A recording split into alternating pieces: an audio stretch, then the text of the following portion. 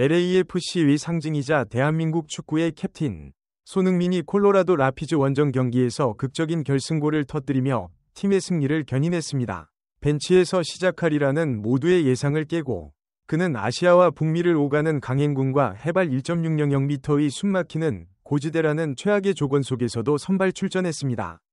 경기는 전반 40분까지 답답함 그 자체였습니다. A매치 피로가 누적된 LAFC는 평소에 빠르고 날카로운 전개가 실종되었고 최전방의 손흥민은 볼 터치 기회조차 얻기 힘들 만큼 고립되어 있었습니다. 스티브 체론틀로 감독의 머릿속에는 아마도 이 무리한 선발 결정이 과연 옳았는가? 라는 회의감이 스쳤을 것입니다. 그렇다면 손흥민은 어떻게 그 모든 물리적, 전술적 제약을 단 한 번의 움직임과 슈팅으로 날려버리며 경기의 흐름을 완전히 뒤집어 놓을 수 있었을까요? 그 결정적인 42분의 순간과 그가 LAFC에 미치는 전술적, 정신적 영향력의 깊은 의미를 분석해보겠습니다.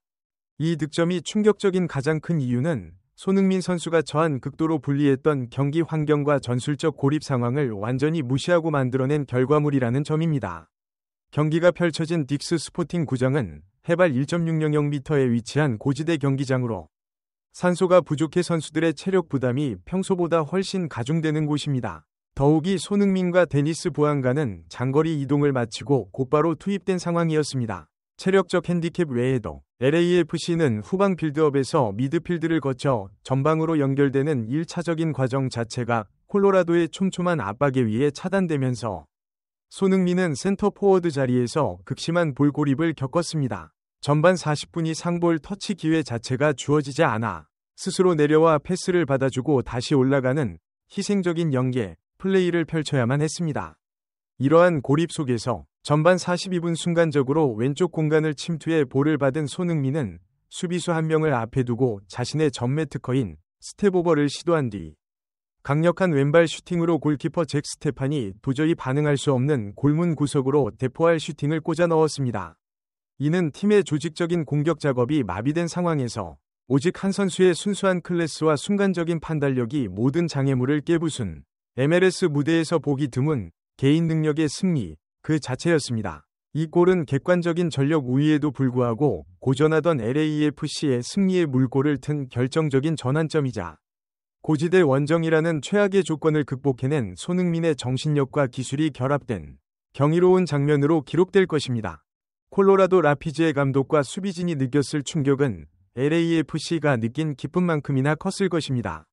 콜로라도는 LAFC의 공격 핵심인 손흥민과 부안가를 동시에 묶기 위해 맨체스터 시티 출신의 골키퍼 잭 스테판과 아스널 출신의 롭 홀딩 등 프리미어리그 경험이 있는 선수들을 배치하며 수비에 무게를 실었습니다.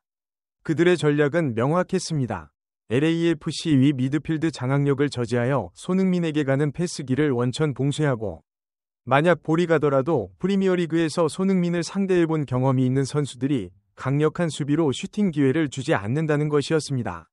실제로 이 전략은 전반전 40분 동안 완벽하게 작동했습니다. 손흥민은 박스 근처에서 단 한 번의 위협적인 볼 터치도 기록하지 못했습니다. 그러나 손흥민의 득점은 이러한 치밀한 전술적 방어팅의 파괴력입니다. 잭 스테판 골키퍼는 이미 이전에 손흥민의 퀄리티를 경험한 선수였음에도 불구하고 그의 대포할 슈팅 앞에서는 무기력하게 무너질 수밖에 없었습니다. 이 득점은 콜로라도 감독에게 LAFC를 막는 것은 가능해도 손흥민이라는 월드클래스 개인 기량을 막는 것은 다른 문제라는 전략적 한계를 명확히 깨닫게 해준 충격적인 사건이었습니다.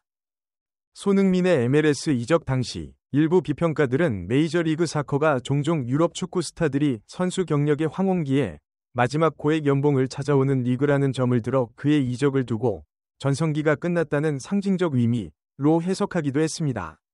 그러나 손흥민은 LAFC 데뷔 전부터 PK 유도, 어시스트, 프리킥 데뷔골, A매치에서의 맹활약, 미국전 한 골 1도움, 멕시코전 득점, 그리고 MLS 복귀 후 해트트릭과 멀티골까지 기록하며 이러한 비판론을 정면으로 반박해왔습니다. 이번 콜로라도전 결승골은 그 반박의 정점에 있는 장면입니다. 고립되고 체력이 바닥난 상황에서도 오직 득점이라는 결과를 만들어내는 능력은 그가 단순히 리그의 수준을 즐기러 온 선수가 아니라 리그 전체를 압도하고 지배하려는 순수한 월드클래스 스트라이커임을 증명합니다. MLS 공식 채널의 한 분석가는 손흥민은 현재 MLS에서 뛰는 것이 아니라 MLS를 정복하고 있다. 그의 골 하나하나는 그를 향한 모든 회의론에 대한 통쾌한 대답이라고 평했습니다.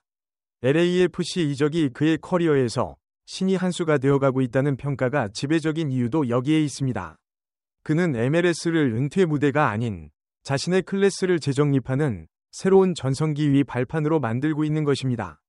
이번 경기의 전반전은 LAFC의 또 다른 핵심 공격수 데니스 부앙가의 다소 이기적인 플레이와 손흥민의 클린치 플레이가 묘한 대비를 이루며 팀의 내부적인 공격 역학 관계에 대한 중요한 시사점을 남겼습니다. 전반 34분, 부앙가는 수비진을 제치는 환상적인 돌파 후 슈팅을 시도했으나 골로 연결되지 못했습니다.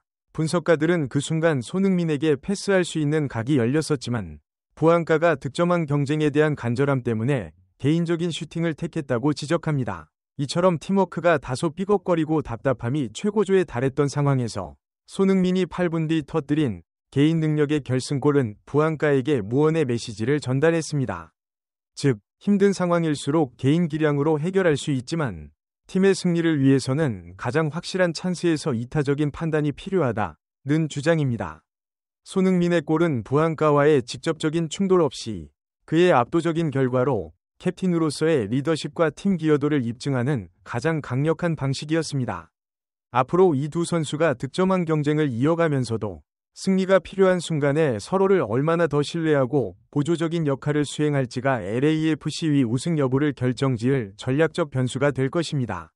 이 골은 두 공격수의 시너지와 책임감의 균형점을 잡는 데 중요한 역할을 할 것으로 예상됩니다. 손흥민의 극적인 득점은 LAFC에게 승점 3점을 안겨주었지만 동시에 손흥민의 마법에만 의존할 것인가라는 구조적인 숙제를 던져주었습니다. 이번 경기의 전반전 양상은 LAFC가 손흥민과 부앙가가 빠진 두 경기에서 공격 작업의 답답함을 노출했던 것과 근본적으로 다르지 않았습니다.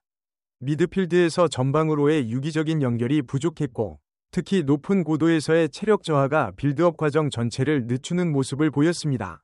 팀이 가장 잘하는 스피디한 공격 전개 대신 손흥민이 내려와 고립을 풀고 마크 델가도의 중거리 슈팅 찬스를 만들어주는 등 개인적인 희생을 통해 간헐적인 찬스만 만들어냈습니다. 결국 승리는 시스템이 아닌 슈퍼스타의 개인 능력에 의해 결정되었습니다. 이는 LAFC에게 양날의 검입니다. 언제든 막힌 경기를 한 방에 풀어줄 수 있는 치트키가 있다는 것은 축복이지만 상대 팀들이 LAFC의 미드필드를 봉쇄하고 손흥민을 고립시키면 40분 이상 무득점 경기를 만들 수 있다는 확신을 갖게 했다는 점은 불안 요소입니다. 스티브 체론들로 감독은 이 승리를 발판 삼아 손흥민이 고립된 상황에서도 미드필더들이 전방으로 효과적으로 볼을 투입할 수 있는 B플랜과 C플랜을 강화해야 하는 과제를 안게 되었습니다. 손흥민의 골은 승리였지만 동시에 팀 전술의 구조적 결함을 가려주는 임시방편이 될 수도 있음을 시사합니다. 이처럼 손흥민 선수의 복귀골은 단순한 리그 득점을 넘어 그의 클래스, 팀의 전략, 리그의 기대치 등 다층적인 요소를 아우르는 MLS 시즌의 흐름을 바꿀 만한 중대한 사건이었습니다. 그는 경기의 모든 어려움을 극복하고 LAFC를 승리로 이끌며 다시 한번 자신이 왜 월드클래스 선수인지를 증명했습니다. 여러분이 생각하는 이번 경기의 가장 충격적인 순간은 무엇이었나요? 댓글로 여러분의 의견을 나눠주세요. 이 영상이 흥미롭고 유익했다면 좋아요를 눌러주시고 저희의 심층 스포츠 분석을 놓치지 않으시려면 구독 버튼을 꼭 눌러주세요. 이 영상을 끝까지 시청해주셔서 진심으로 감사합니다. 다음 영상에서 뵙겠습니다.